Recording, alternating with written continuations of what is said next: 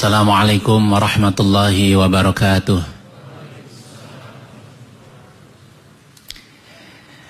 Innal hamdalillah nahmadu wa nasta'inu wa nastaghfiruh wa na'udzu billahi min shururi anfusina wa min sayyiati a'malina.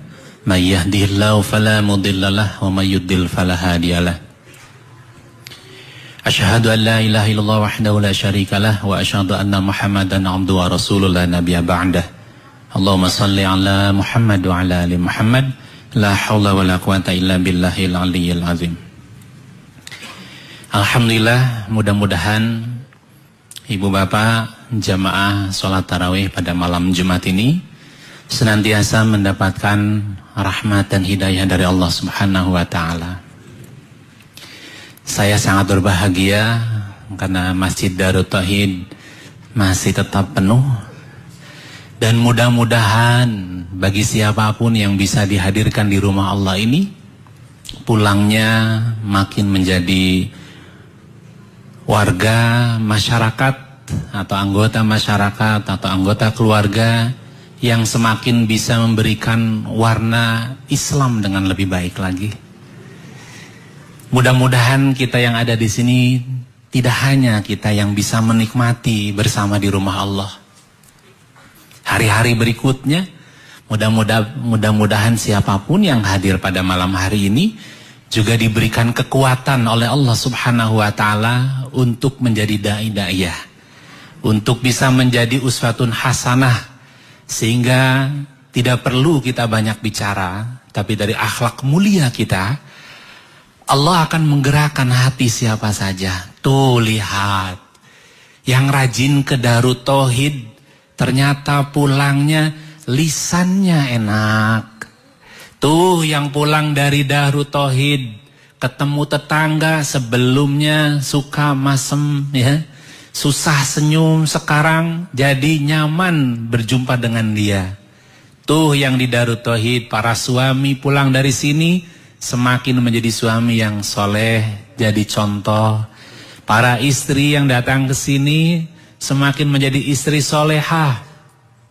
Para orang tua yang datang ke sini juga semakin menjadi orang tua yang bisa menjadi panutan, mampu mendidik anak-anaknya soleh dan solehah.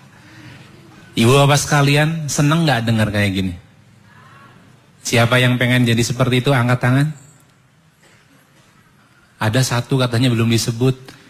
Tuh pulang dari Darut Tauhid yang belum berjodoh, pulang kemudian dinikahkan. Ada yang protes di hatinya. Gimana sih yang disebut yang terakhir belum kesebut ya? Ibu bapak dan saudara-saudaraku sekalian, ketika kita ingin kemudian semakin mengenal Allah Subhanahu wa ta'ala, saat kita pengen semakin mencintai Rasulullah Sallallahu Alaihi Wasallam, lalu kemudian kita pun ingin bisa menjadi contoh, bisa menjadi lebih baik, semakin dekat dengan Allah, semakin bisa menjadi contoh yang baik buat siapa saja sekitar kita. Ada satu penyakit dari pengalaman pribadi saya. Penyakit ini bisa merusak perjalanan kita menuju Allah. Saat kemudian hasrat kita menuju Allah, saat kemudian kita ingin benar-benar mencontoh Rasulullah Sallallahu Alaihi Wasallam, saat kita sedang dan sudah mendapatkan banyak ilmu, motivasi, agama, semangat berakhlak mulia, ketika penyakit ini datang ternyata itu bisa menghentikan semua rasa, perilaku, ilmu yang sudah kita miliki. Sekarang Ramadan sudah hari-hari terakhir, kalau penyakit ini kemudian datang, na'udzubillah min dzalik. Dan di masjid ini pun atau yang di luar bisa jadi kena penyakit pada kesempatan kali ini ya. Penyakit ini namanya penyakit jenuh. Apa? Jenuh ya. Ciri-ciri orang jenuh sudah kelihatan yang duduk di dalam masjid ataupun di luar. Ngelihat saya kadang ada, kadang nggak ada, kadang besar, kadang kecil. Yang hilang yang biasanya kepalanya nunduk. Nah, ini sudah ciri-ciri jenuh. Jenuh ini kalau secara pengertian sederhana adalah satu perasaan ya yang tidak menyenangkan dan sebenarnya sifatnya sementara. Yang bisa membuat seseorang bisa kehilangan minat dan konsentrasi terhadap aktivitas yang dilakukannya. Itu jenuh. Jenuh ini bisa menimpa siapa saja, dan saya yakin siapapun yang hadir di rumah Allah saat ini, di Masjid Darut Tauhid, ataupun yang menyimak ya di rumah-rumah, saya yakin semuanya pernah merasakan jenuh. Kalau ada yang mengaku, oh saya tidak pernah jenuh, berarti dia malaikat. Karena yang gak pernah jenuh mensikapi hidup di dunia ini hanya mereka yang kemudian tidak disebut manusia. Siapa yang gak jenuh angkat tangan? Nah, kan tadi udah disebut malaikat ya. Nah, yang ada yang angkat tangan berarti dia malaikat itu. Ibu bapak saudara-saudaraku sekalian, jenuh ini ternyata bisa menimpa siapa saja, apapun jabatan kita. Suami pada istri, pulang ke rumah, lihat istri itu lagi. Istri, suami pulang, pulang, dipikirnya bakal membawa gaji, uang yang bakal banyak, datang malah bawa utang, bawa masalah. Jenuh bisa terjadi. Anak pada orang tua, taunya nyuruh aja, kalau minta nggak dikasih. Kadang lebih banyak ngomongnya, nggak ada contohnya. Sholat.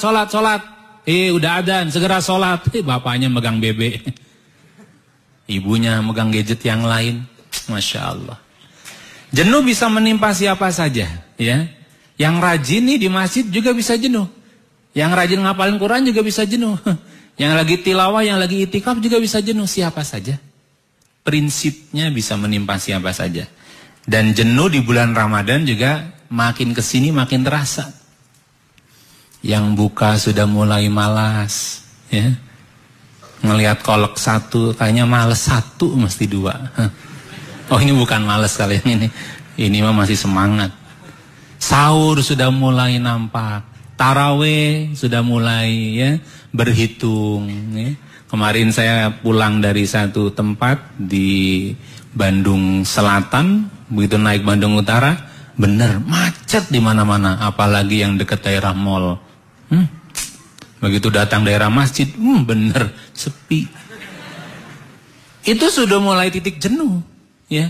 Apalagi kalau imamnya itu lagi, nggak ada variasi dan sebagainya. Subhanallah. Maka ibu bapak sekalian, jenuh ini bisa menimpa siapa saja. Dan malam ini saya akan berbagi paling tidak 3 hal penting dalam hidup kita supaya kita tidak jenuh. Atau saat jenuh menimpa kita, kita segera bisa mengendalikannya. Sebab kalau tidak, Allahu Akbar, banyak peristiwa dalam kehidupan siapa saja yang ketika mereka konsultasi atau terapi ke rumah gitu ya, tentang emosi, tentang hal yang lain, keluarga dan sebagainya, ternyata penyebab dari jenuh inilah yang kemudian bisa merusak kehidupan mereka. Kita kenali paling tidak 5 penyebab jenuh ya. Kalau ada yang menimpa Bapak dan Ibu serta saudara-saudara sekalian, tidak usah angkat tangan, apalagi angkat kaki. Tahan saja dulu ya. Yang pertama rutinitas. Yang itikaf, maka kalau cari posisi itikaf jangan duduk di situ terus. Harus pindah tempat. Kalau rutin di situ lagi, itu bisa jenuh. Yang rumah tangga juga demikian. Datang ke rumah, istri wajahnya itu lagi. Salah, salah contoh, maaf. Maksudnya kalau istri pengen lebih baik, ya gimana caranya supaya lihat wajahnya bisa sebelah kanan merah, sebelah kiri biru. Ya. Pokoknya jangan sampai terjebak rutinitas. Yang bekerja, apalagi kerjaannya itu lagi. Rekan-rekan buruh, karyawan yang kerjanya yang dihadapin itu lagi. Apalagi yang bagian ketemu klien nasabah ya, yang dihadapinya udah gaji pas-pasan, pas butuh nggak ada komplain mah lebih dari pas-pasan. Harus siap. Setiap hidup kita mesti kita harus siap. Tapi pastikan kita bakal kena penyakit jenuh kalau kita terjebak rutinitas. 2. Lingkungan yang tidak bersahabat. Contoh lingkungan yang tidak bersahabat mungkin bagi yang di rumahnya tinggal sama siapa, apakah ada yang numpang atau memang bapak, ibu atau saudara yang numpang. Yang mana kira-kira? A atau B? Coba grup A yang ikut ada yang numpang. Grup B berarti yang numpang. Kalau lingkungannya tidak bersahabat, ini gampang jenuh. Ini ada kisah. Ini masih ada waktu? Masih? Udah jenuh belum dengerin ceramah saya? Kayaknya nggak ada suaranya. Ya. Perlu contoh atau tidak nih? Perlu? Nggak akan jenuh? Ya udah, tarawihnya makin malam. Mau tarawih mendengarin ceramah? Nanya melulu, udah kita janjiin contoh aja langsung ya. Lingkungan yang tidak bersahabat. Saya dapat kabar dari seorang ibu, dia CEO di 3 perbankan di Indonesia ini. Dia punya keponakan tinggal di Qatar. Ponakannya ini punya suami, dua-duanya kerja di Qatar, lalu kemudian sewa apartemen. Jadi ponakannya laki atau perempuan? Bener udah jenuh, ya Allah. Saya ulangi lagi ya. Kenapa kok kelihatannya ini ngantuk apa jenuh? Saya ulangi kisahnya ya. Saya dapat cerita dari seorang ibu. Mulai konsentrasi baru sekarang. Saya nggak akan nanya lagi. Pasti udah tahu siap-siap jawabannya apa ya. Ibu ini punya ponakan, punya suami, tinggal di Qatar. Dia sewa apartemen. Berarti ponakan ibu ini laki atau perempuan? Nah ini baru benar, dia jawab laki. Jadi ponakannya perempuan. Nah, di rumah apartemen di Qatar yang dia sewa itu bersama suaminya, tinggallah sepupu suaminya. Sepupu suaminya itu punya suami.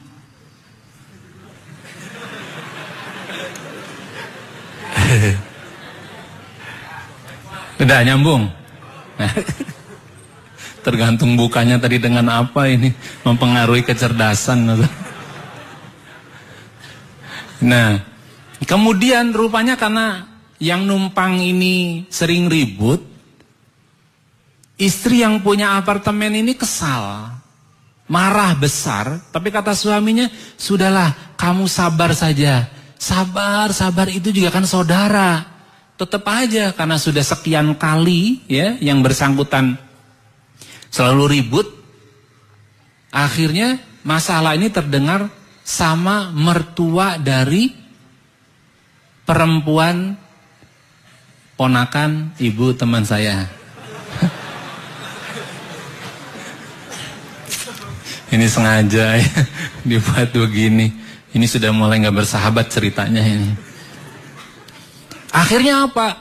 Ibunya ini, ibu mertuanya tinggal di Jogja. Jogja dengan Qatar jauh apa dekat? Biasa aja, nggak usah emosi. Jauh gitu. Jauh ya. Karena jauh dan mungkin karena sering mendengar hal yang tidak nyaman, ibunya ini udah cerai aja istrimu. Tuh, keputusannya bisa begitu. Dan ponakan dari teman saya, ibu tersebut, dia akhirnya juga menyampaikan, ya udah, saya udah nggak tahan. Daripada setiap hari begini, dia yang tinggal, kenapa saya yang harus diceraikan? Ini luar biasa. Ini karena faktor semua yang tinggal di situ, termasuk ibunya yang ibu mertuanya Jogja udah jenuh dengerin hal-hal seperti itu. Lingkungan yang tidak bersahabat membuat orang gampang jenuh dan gampang rusak kehidupan siapa saja, tinggal dengan siapa saja. Ketika hal-hal seperti ini sering terjadi, lingkungan yang tidak bersahabat gampang membuat siapa saja gampang atau mudah jenuh. Yang ketiga, kondisi fisik, keletihan, kecapean. Ini kayak gini duduk ya. Tadi pas buka segala dimakan, itu keletihan perut, bukan keletihan fisik. Sudah kecapean dan sebagainya, ini juga bisa jenuh. Kalau diperpanjang contohnya banyak contoh. Kita lanjut saja yang keempat. Penyebab jenuh adalah sampah emosi atau beban pikiran. Hati-hati kalau kita nyimpan masalah. Itu sama saja menyimpan sampah. Kemarin datang ke rumah, ada seorang ibu bawa anaknya yang tanda kutip punya perilaku berlebih. Saya tidak menyebut autis ya, perilaku berlebih. Kan saya nggak nyebut autis. Autis itu penyakit. Tapi emosi berlebih, perilaku berlebih itu lain, itu bukan penyakit.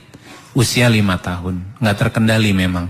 Diajak ngobrol dia punya cerita sendiri, diajak minum pengennya makan, diajak makan pengennya minum. Jadi begitulah adanya. Ketika kemudian ditanya dan akhirnya ketemu, apa dan kapan mulai jadi penyebabnya? Rupanya ketika sang anak ini masih usia dalam kandungan 4 bulan, ibunya mendapatkan satu masalah yang berat dalam rumah tangganya, sehingga dia nggak tahan, gampang emosi, kesal, kecewa, tertekan, nggak terkendali aja hidupnya. Begitu lahir, usia 2 tahun anak ini kemudian tidak bisa dikendalikan. Maka ibu sekalian, kalau bapak ibu punya beban pikiran, emosi, jangan disimpan lama, harus dikeluarin, harus dikendalikan. Kalau enggak bisa berdampak lebih luas lagi. Dan yang terakhir, penyebab jenuh adalah maksiat. Makin banyak maksiat, makin jauh kita dari hidayah Allah, maka kita susah untuk mendapatkan ilmu rahmat Allah yang kita butuhkan. Udah sampai di sini? Ini baru poin pertama dan masih ada 2 lagi. Lanjut jangan? Masih tahan? Coba lihat kanan dan kirinya. Ada yang sudah nggak tahan belum?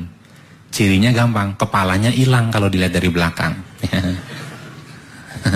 Nah, berikutnya, sekarang saya ingin sampaikan, jenuh ini nggak boleh lama-lama. Dia awalnya sementara, namun dia bisa menjadi sementahun. Awalnya sementara bisa jadi kekal. Dia bisa menjadi bagian hidup kita semua. Yang padahal dia hanya lintasan awalnya. Jenuh ini awalnya lintasan, tapi kalau dibiarkan dia akan menjadi satu hal yang merusak kehidupan kita sendiri. Ada 3 tingkatan. Ini poin 2 yang besar. Yang pertama, tingkat terendah dari jenuh adalah malas. Kalau sudah bapak, ibu, saudara-saudara terkena penyakit jenuh, awalnya biasanya malas. Malas sahur, malas buka, malas jamaah, malas sholat sunnah, malas tilawah. Kalau sudah malas, Rasulullah sudah menganjurkan dari awal. Seperti zikir atau doa maksurat. Ada yang hafal? Yang hafal boleh pulang duluan. Allahumma, salah ngomongnya, belum sholat tarawih. Allahumma inna na'udzubika minal ajzi wal kasal. Nah, itu berlindung dari rasa malas. Dengan kalimat berlindung saja ini malas sudah mencirikan kalau dibiarkan bahaya. Tingkat yang kedua akan datang kalau orang membiarkan dirinya malas. Apa? Menunda. Kalau sudah malas biasanya naik menunda. Saya yakin yang belum pada nikah malam hari ini awalnya karena malas. Ketemu dia malas, trauma karena masalah lalu, akhirnya banyak menunda. Termasuk ibadah apa saja yang kita lakukan. Dan yang terakhir, yang bahaya dari malas dan menunda itu adalah berhenti. Yang berumah tangga banyak menunda masalah, menyelesaikan masalah ditunda. Yang ibadah banyak ditunda. Coba lihat saja, Bapak Ibu sudah merasakan menunda atau malas tilawah, akhirnya menunda makin panjang, akhirnya sudah deh berhenti aja. Yang sholat sunnahnya banyak ditinggal, lambat laun akhirnya habis, tinggal yang wajibnya saja. Begitu seterusnya. Maka ibu bapak sekalian, saudara-saudaraku, inilah yang kemudian diingatkan oleh Rasulullah SAW tentang penyakit jenuh ini. Bahwa setiap amal itu ada masa semangat dan masa lemahnya. Barang siapa yang pada masa lemahnya ia tetap dalam sunnahku, kata Rasulullah, maka dia telah beruntung. Namun barang siapa yang beralih keadaan selain itu, dia akan celaka. Maka inilah yang kemudian perlu dikuatkan. Kiat jenuh. Masih kuat? Ya. Ya nggak kuat imamnya katanya. Ya. Kapan nih keburu batal? Kiat jenuh ada 5. Yang pertama J-nya. Jaga amal yang wajib. Ya. Jadi ini singkatan. Kalau yang mau boleh kirim nomor WA-nya ya, ke DKM, nanti saya kirim singkatan-singkatan ini supaya nanti jamaah pada dapat bagi yang mau ya. Jika tubuh letih atau faktor-faktor penyebab jenuh itu datang, maka pastikan supaya kita tidak berlama-lama di posisi jenuh, lakukan amal yang pertama, kiat yang pertama, yaitu jaga amal yang wajib. Rasulullah SAW pernah mengingatkan pada kita, ambillah dari amalan-amalan apa yang kamu mampu dan kuat untuk mengerjakannya, sesungguhnya Allah tidak akan bosan sehingga kalian bosan. Hadis riwayat Bukhari. Jadi inilah satu pedoman yang perlu kita kuatkan. Belum lagi bahwa dalam posisi kita letih dan sebagainya, suami istri jika sudah jenuh pastikan jaga yang wajib. Bapak ibu jenuh dalam beribadah di bulan Ramadan dan nanti berikutnya, jaga amal-amal yang wajib, jangan sampai turun derajatnya. Kalau sudah turun, kita butuh kekuatan yang lebih besar lagi dan itu lebih repot. Rajin itikaf di sini, jangan hilang waktunya ya. Begitu selesai Ramadan, minimal ada waktu itikaf di jam-jam atau di hari-hari Jumat atau hari-hari yang utama yang lain. Lalu kiat yang kedua adalah dari huruf jenuh ada E. Emosi istiqomah kuatkan. Saya katakan emosi istiqomah kuatkan. Kenapa? Yang namanya istiqomah itu ternyata butuh keterlibatan perasaan hati kita lebih dalam lagi. Maka bayangkanlah orang yang terus terlibat dalam emosi istiqomah, dia akan sangat merindukan sebagaimana firman Allah Subhanahu wa taala dalam surat Fussilat ya, ayat 30 surat ke-41. Orang-orang yang seperti ini ketika dia punya sesuatu yang ingin terus menjaga istiqomah dalam hidupnya, maka sebagaimana Allah mengingatkan kepada kita, innalladzina qalu rabbunallahu tsumastaqamu tatanazzalu alaihimul malaika alla takhafu wala tahzanu wa abshiru bil jannah allati kuntum tu'adun. Di sini Allah akan memberikan satu kebahagiaan yang luar biasa buat mereka yang istiqomah. Sesungguhnya orang-orang yang mengatakan bahwa Rob kami ialah Allah, kemudian mereka istiqomah pada pendirian mereka, maka malaikat akan turun kepada mereka. Bahasa tafsir Ibnu Katsir, maka malaikat akan membisiki mereka jelang ajalnya dengan kalimat alla takhafu wala tahzanu wa abshiru bil jannah. Jangan takut ya.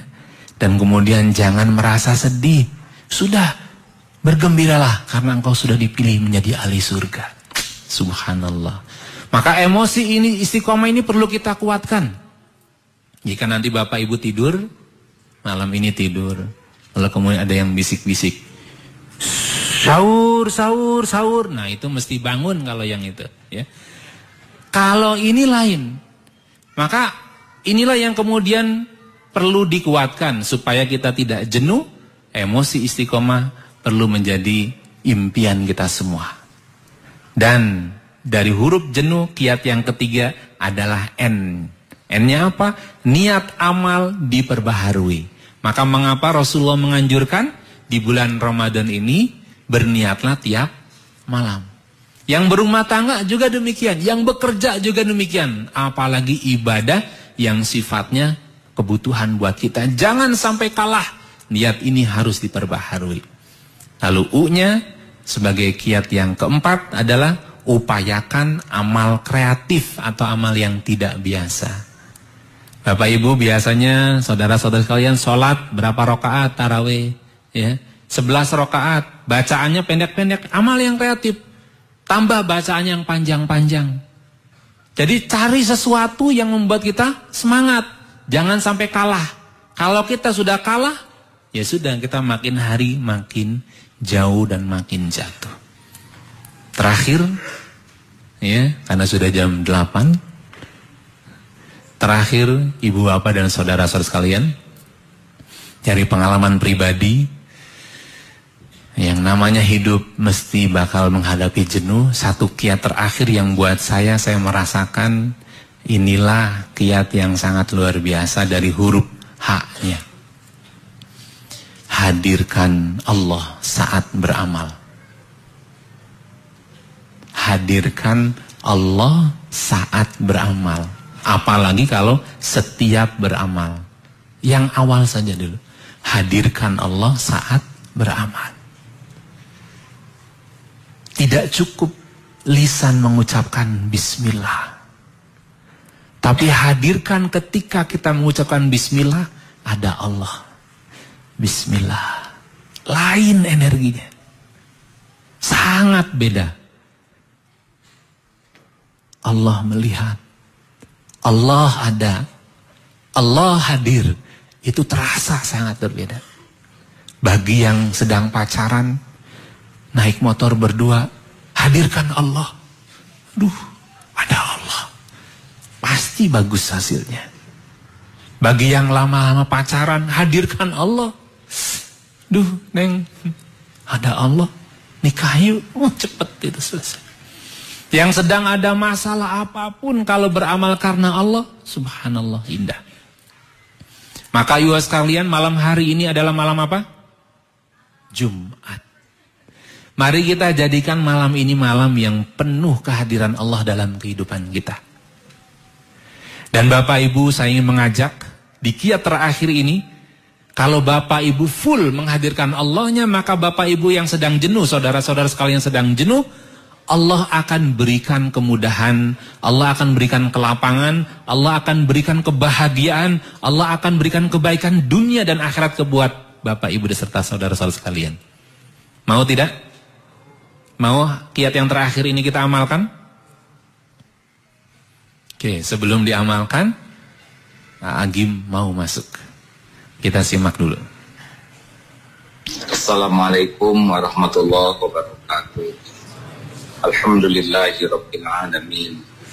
Allahumma shalli ala sayyidina Muhammadin wa ala alihi wa ashabihi ajma'in. Sahabat-sahabat sekalian, AA berada di Masjid Nabawi sedang belajar i'tikaf. Yang paling penting dalam hidup ini adalah, misi terpenting dari hidup ini adalah bisa pulang selamat. Itulah yang terpenting. Apalah artinya di dunia dikenal, punya, dipuji, dikagumi, populer, punya harta, pangkat, gelar, jabatan. Tetapi di akhirat tidak selamat, apa artinya? Tidak ada arti sama sekali. Yang paling penting adalah selamat di akhirat. Yang paling penting adalah selamat di akhirat. Maka barang siapa yang mengatakan sayang kepada keluarga, sayang kepada orang tua, kata kuncinya adalah, pernahkah memikirkan agar keluarga selamat di akhirat, agar orang tua selamat di akhirat. Kata-kata sayang bukan untuk diucapkan, tapi yang paling penting di lubuk hati. Ingin sekali keluarga selamat di akhirat. Ku anfusakum wa ahlikum naro. Tetaplah anak-anak satu persatu, apakah selamat di akhirat jadi ahli surga atau membara di neraka? Apakah ibu bapak kita bisa selamat di kubur, selamat di akhirat, tidak terbakar di dalam neraka? Lalu apa yang bisa kita lakukan dalam hidup ini agar ibu bapak kita selamat di kubur, di akhirat, agar anak-anak kita selamat? Itulah yang terpenting dalam hidup kita. Siang malam harus kita pikirkan, siang malam harus kita perjuangkan agar selamat. Ku anfusakum wa ahlikum naro. Jangan tertipu oleh duniawi. Tidak ada apa-apanya sama sekali kalau di akhirat tidak selamat. Apa artinya anak dipuji, dikagumi kalau di akhirnya tidak selamat?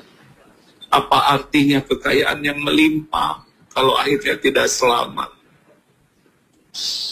Jangan pernah sibuk dengan kata-kata cinta dan sayang kepada keluarga kalau tidak pernah berpikir tentang keselamatan anggota keluarga dan tidak berjuang keras habis-habisan agar selamat di akhirat nanti. Hidup di dunia hanyalah untuk selamat di akhirat nanti. Itulah misi terpenting dari hidup ini. Itulah yang dinamakan bahagia di dunia, bahagia di akhirat.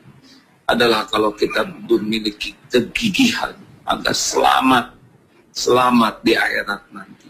Perkara kita di dunia tidak selamat, tidak apa-apa. Para sahabat juga terbunuh dan tidak ada masalah. Tapi selamat di akhirat.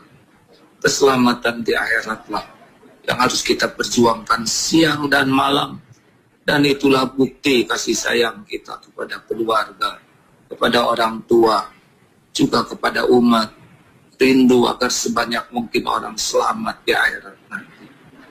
Terima kasih sahabat-sahabat sekalian.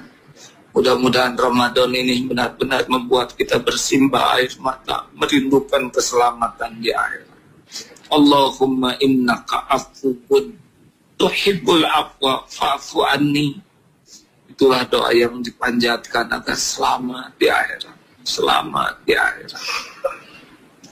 Sekali lagi terima kasih sahabatku sekalian. Doakan keluarga supaya semuanya selamat. Dan semoga pesantren kita ini adalah salah satu jalan kita bisa pulang selamat. Amin ya rabbal alamin. Assalamualaikum warahmatullahi wabarakatuh. Baik ibu sekalian dan saudara sekalian, pada kesempatan malam hari ini, salah satu hal supaya kita bisa mengatasi jenuh dan kita mudah-mudahan seperti yang disampaikan oleh AA tadi, kita merindukan keselamatan adalah saat kita beramal hadirkan Allah. Dan malam hari ini saya mengajak Bapak Ibu serta saudara-saudara, saya akan ajak Bapak Ibu untuk berwakaf, wakaf untuk masjid. Dan mari kita rasakan, kita lakukan wakaf kita, wakaf yang belum pernah kita keluarkan harta terbaik kita sebelumnya. Salah satu hal yang bisa menghilangkan jenuh adalah upayakan amal yang kreatif, yang belum pernah Bapak Ibu lakukan dan itu adalah yang terbaik. Dan Bapak Ibu, ambillah uang wakaf yang terbaik. Saat nanti Bapak Ibu, rekan-rekan kami dari masjid ini, dari yayasan mengumpulkan dana wakaf, mendatangi Bapak sekalian, bismillah hadirkan Allah. Setuju Bapak Ibu? Bismillah ya. Silakan rekan-rekan sekalian. Niatkan karena Allah, ambil yang terbaik dan mari kita hadirkan Allah dalam amal kita pada malam hari ini. Ya Allah, terimalah wakaf saudara-saudara kami ini ya Allah. Terimalah wakaf saudara-saudara kami ini ya Allah. Jadikan wakaf ini menjadi jalan datangnya pertolongan darimu ya Allah. Ya Allah, mudahkan urusan siapapun yang berwakaf ya Allah. Mudahkan siapapun yang berwakaf ya Allah. Allah, jadikan siapapun yang merindukan cintamu, kasih sayangmu, cinta Rasulmu, limpahkan kepada siapa saja yang hadir pada malam hari ini ya Allah. Ibu sekalian, Masjid Darut Tauhid, masjid kita ini sudah tidak cukup sehingga sampai masih ke Darul Haji di sana. Dan mudah-mudahan dengan wakaf Bapak Ibu sekalian serta saudara-saudara, dengan wakaf terbaik malam hari ini, kita niatkan karena Allah, semoga keberkahan keberadaan masjid ini bisa membawa siapapun untuk bisa selamat dunia dan akhirat. Terima kasih juga rekan-rekan yang sudah menjadi panitia wakaf, mudah-mudahan dibalas oleh Allah Subhanahu wa taala. Jazakumullah khairan katsiran. Dari saya cukup sekian. Kita doa akhir untuk perjumpaan kita. Rabbana la tuzigh qulubana ba'da idh hadaitana wa hab lana min ladunka rahmatan innaka antal wahhab. Rabbana waj'alna muslimaini laka min dzurriyyatina ummatan muslimatan lak wa arina manasikana wa tub alaina innaka antat tawwabur rahim. Rabbana atina fid dunya hasanah wa fil akhirati hasanah wa qina adzabannar walhamdulillahi rabbil alamin. Assalamualaikum warahmatullahi wabarakatuh.